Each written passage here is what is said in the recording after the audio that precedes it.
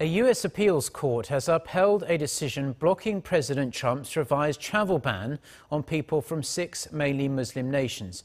Aram reports. The ruling dents Mr. Trump's efforts to implement his travel ban, but it is not the final knockout punch, as the president still has the Supreme Court as a last hope to make his travel ban happen. The Trump administration has already asked the Supreme Court to revive the ban, and Press Secretary Sean Spicer expressed confidence during a White House briefing on Monday.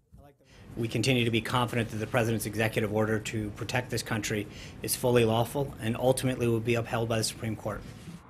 In its ruling, the Ninth Circuit Court said immigration, even for the president, is not a one-person show, concluding that Mr. Trump exceeded the scope of the authority delegated to him by Congress by issuing the executive order.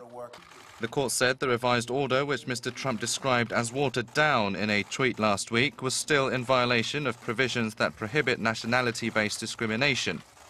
The court said the Trump administration failed to show that people, including refugees coming from mainly Muslim nations, would hurt American interests. Spicer, however, defended the order, saying the ban was needed to protect Americans from terrorism.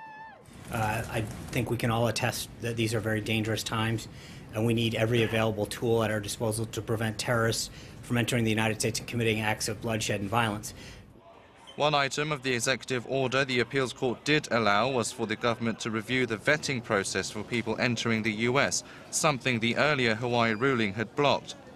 The court also didn't mention if the ban breached the U.S. Constitution, and even said courts should be extremely careful not to issue unnecessary constitutional rulings, apparently referring to the previous ruling by the district court in Hawaii.